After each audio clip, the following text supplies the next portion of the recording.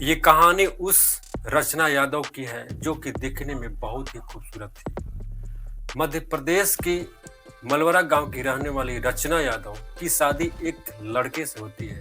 उस लड़के से शादी होने के बाद मात्र 5 साल रिश्ते चलते हैं और रिश्ते टूटने का वजह यह था कि वो इतनी खूबसूरत थी कि कोई भी अगर उसको देखता तो जरूर उसके साथ बातचीत करने की कोशिश करता, लेकिन उस व्यक्ति को, उसके पति को ये बातें बिल्कुल भी पसंद नहीं आ रही थी। जैसे तैसे 5 साल बीतते हैं, 2 बच्चे होते हैं। 2 बच्चे होने के बावजूद भी दोनों के बीच रिलेशन और सुधरने के बिगड़ने लगते हैं और इसी बात से नाराज होकर के रचना यादव अपने पति से अलग रहने का फैसला करती है। दोनों बच्चों को ससुराल में छोड़ करके वो मायके आ जाती है और मायके रहते रहते एक और लड़के से, जिसका नाम शिवराज यादव था, उससे आंखें-चार होता है और उसके साथ शादी होता है। शादी होने के बाद 2023 में उसके शरीर के 7 टुकड़े एक कुएं में पाए जाते हैं। साथियों, इस घटना के पीछे आखिर राज क्या है? कौन है इसका कातिल? क्यों किया इसके शरीर के 7 टुकड़े? जानने की कोशिश करते हैं। बने रहें इस वीडियो में। वीडियो को सब्सक्राइब कर दें, चैनल को लाइक करें वीडियो को और कमेंट में अपनी बातें अवश्य बताएं। तो जानने की कोशिश करते हैं कि उस दिन आखिर हुआ क्या था।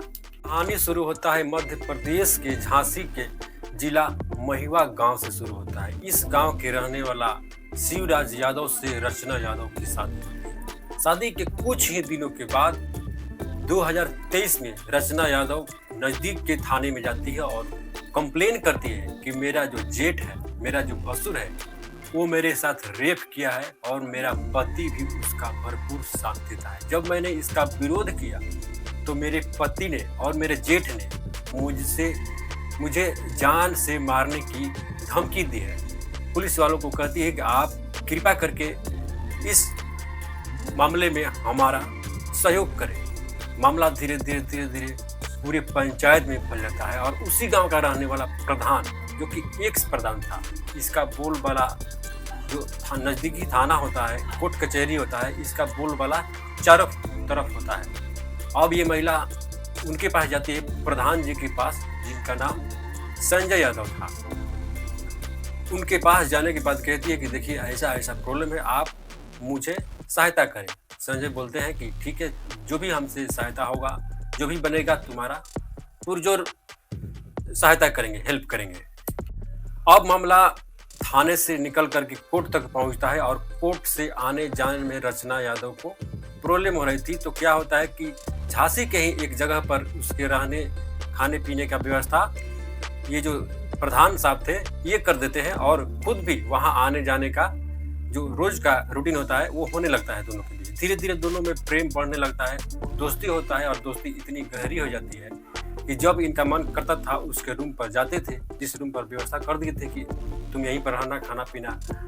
लेकिन इसी बीच 2025 में, जून के 2025 में जिस व्यक्ति के खिलाफ उसने केस दर्ज किया था अपने पति शिवराज यादव के खिलाफ, उस व्यक्ति की मौत हो जाती है। अब मौत होने के बाद रचना यादव बिल्कुल अकेली तो पहले से थी ही, लेकिन अब इसका रास्ता क्लियर हो गया था। अब ये प्रधान जी को बुला करके बोलती है कि प्रधान जी, अब अकेले रहने का मन नहीं करता, अब बाकी का जीवन आप ही के साथ गुजारूंगी, मैं आपके साथ शादी करना चाहती हूँ। अब प्रधान जो था वो पहले से शादीशुदा था, इसके 2 बच्चे भी थे। अब इसकी ये बात जो थी उसके पत्नी तक पहुंचती है।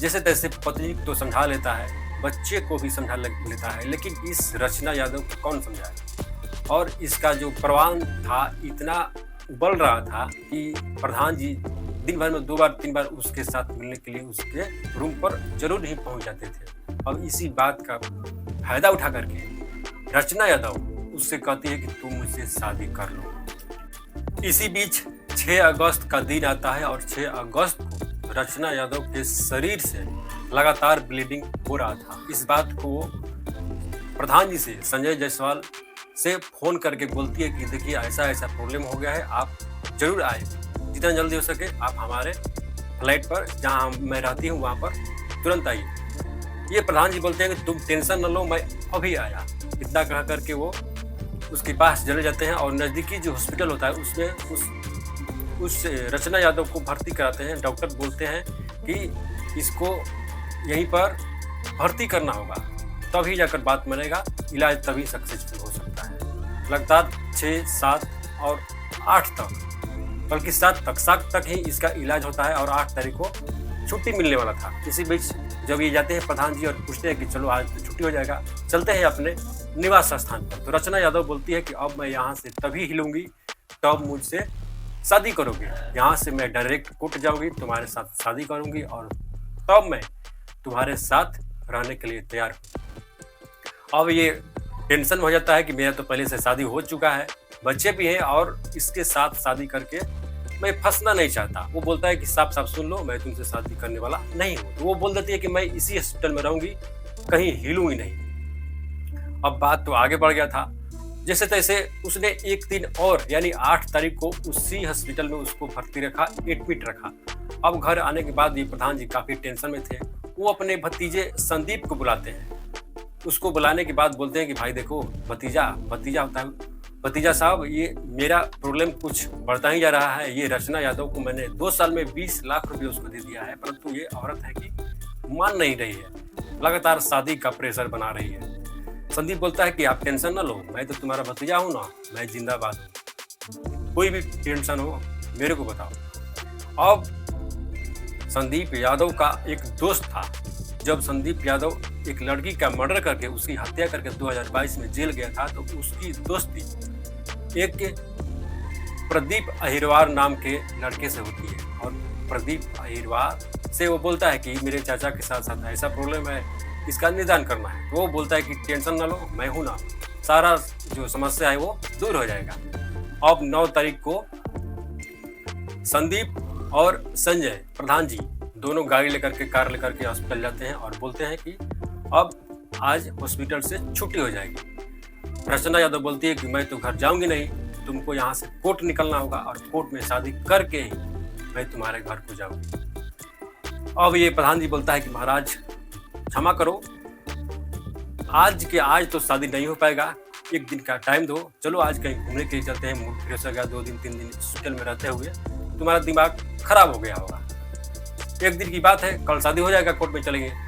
अब रचना यादव गाड़ी में बैठती है हॉस्पिटल से छुट्टी करा करके, और ये गाड़ी एक बांध की तरफ जाती है। लगभग 10 बजे गाड़ी निकलती है हॉस्पिटल से और एक बांध की तरफ जाती है गाड़ी।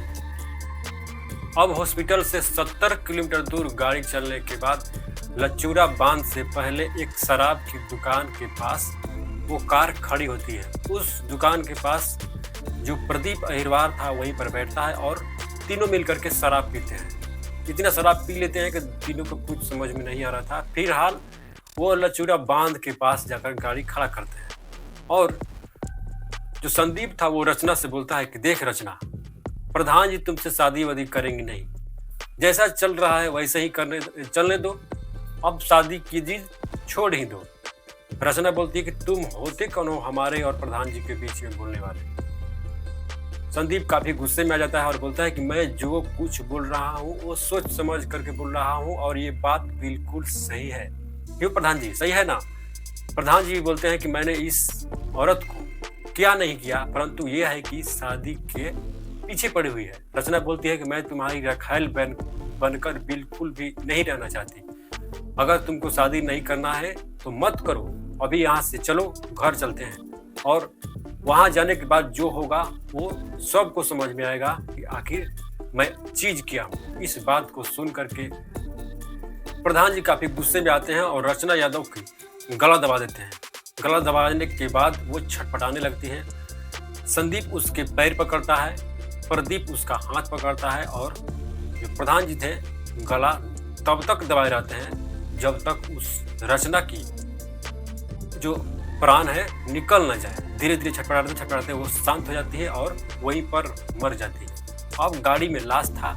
इसी बीच प्रधान जी के दिमाग में आता है कि क्यों ना इस लचूरे बांध पर ही इसका अंतिम संस्कार कर दिया जाए। इसके शरीर से बहुत बड़े बड़े पत्थर को बांध करके इसके लाश को इसी बांध में फेंक देंगे और ये नीचे दब जाएगा और इसका खुलासा भी कानो कान नहीं पहुंचेगा। इसी बीच कार्यक्रम तो कर ही रहे थे, बॉडी को बांधने का और फेंकने का प्लान बन ही रहा था, परंतु इसी बीच पता नहीं कहां से रात तो हो ही गया था, 7-8 रात बज गया था।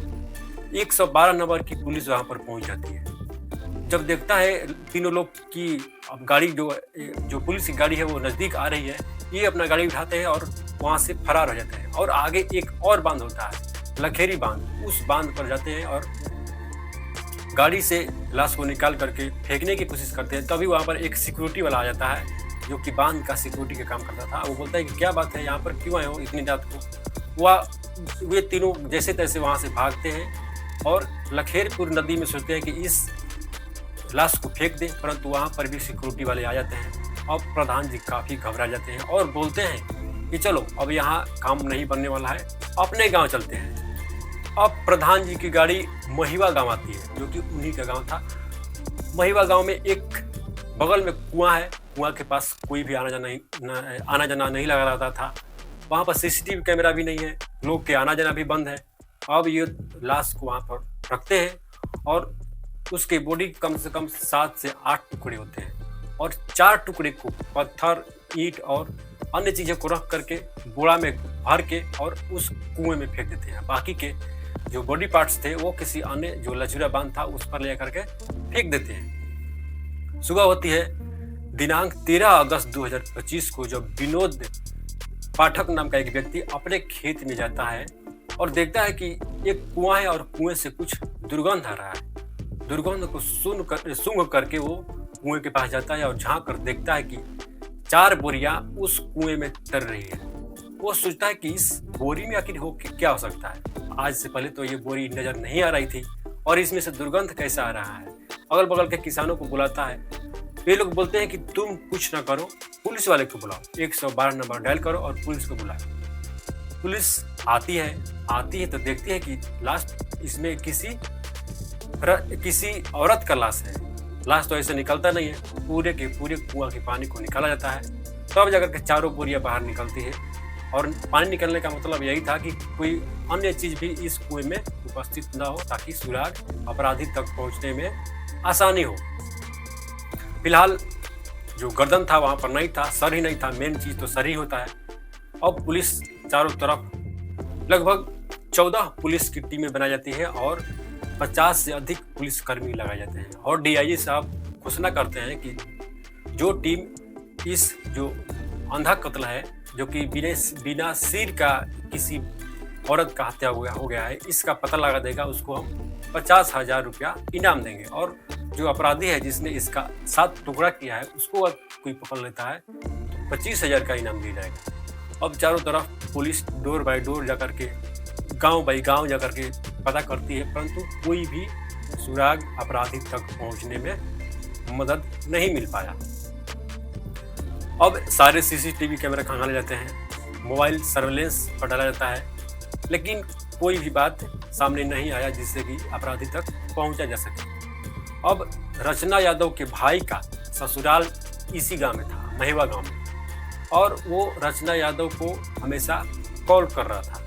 वो 9 तारीख को कॉल किया, 9 अगस्त 2025 को, तो उसका मोबाइल बंद बताया। 10 को भी लगाया, 11 को भी लगाया, ऐसे तो उसका मोबाइल बंद रहता नहीं है। अब उसका भाई क्या करता है कि इस महुआ गांव के जो नज़दीकी पुलिस थाना होता है, यहाँ पर आता है और बोलता है कि मेरी बहन का मोबाइल नहीं लग रहा है और इसी गांव में इसका शादी हुआ था फलाना डे के साथ। जो पुलिस है वो उसका मोबाइल नंबर मांगती है अर्चना का और उसका सीडीआर निकालती है। सीडीआर में इस प्रधान का मोबाइल नंबर निकल जाता है। अब क्या करती है पुलिस तो पहले से ही एक्टिव थी कि एक औरत का लाश मिला है और उसके सिर का ही पता नहीं और अपराधी का तो दूर की बात है। अब क्या होता है कि प्रधान जी को पुलिस उठाती है। जब प्रधान जी को पुलिस उठाती है तो बोलती है कि इस अर्चना यादव से तुम्हारा संबंध क्या है और ये है कहाँ, इसको और इसका मोबाइल भी नहीं लग रहा है। प्रधान जी बोलते हैं कि आप टेंशन न लो, मैं अभी गया और अभी अर्चना को लेकर आया। अब प्रधान जी वहां से भागने की कोशिश करता है संजय, लेकिन पुलिस के नजरों से दूर नहीं जा पाता है। पुलिस उसे गिरफ्तार कर लेती है और पकड़ लेती है। संदीप को भी गिरफ्तार कर लेती है और बचा प्रदीप अहिरवार। प्रदीप अहिरवार को एक गांव में पुलिस घेर लेती है और उसने पुलिस पर फायरिंग करना शुरू कर दिया। बदले में पुलिस भी उसके ऊपर कार्रवाई करती है और उसका इनकाउंटर हो जाता है। इनकाउंटर में वो उसके पैर पे गोली लगता है और वो वहीं पर गिर जाता है। हॉस्पिटल में भर्ती किया जाता है और उससे पूछा जाता है कि तुमने आखिर ऐसा काम क्यों किया। तो बोलता है कि मैंने प्रधान जी से मात्र 15,000 रुपए में उसका कत्ल किया है, उसके 7 टुकड़े किए हैं। दोस्तों, गांव वालों को पहले से ही शक था कि जो रचना और प्रधान का जो रिश्ता है वो लंबे समय से चल रहा था, और लेकिन किसी को थाने में जा करके बताने की हिम्मत नहीं था कि प्रधान के खिलाफ कुछ गवाही दे सके। परंतु पुलिस ऐसी जाल बिछाती है, ऐसी उसके पास तकनीक आता है। ये जो मोबाइल का जमाना है, मोबाइल से अच्छे अच्छे जो क्रिमिनल है वो पकड़े जा रहे हैं, और ये प्रधान किस खेत की मूली है। दोस्तों, इस कहानी को सुनाने का उद्देश्य समाज को जागरूक करना है, अवेयरनेस फैलाना है। साथियों, अगर आपके पास भी ऐसी कोई घटना हो रही हो तो उसका लिंक या उसकी बातें आप हमें कमेंट बॉक्स में बताएं। अपना नाम और पता लिख करके कमेंट बॉक्स में दें, और मैं अगला वीडियो में आप सभी का नाम अवश्य लूंगा। मिलते हैं अगले वीडियो में, तब तक के लिए जय हिंद।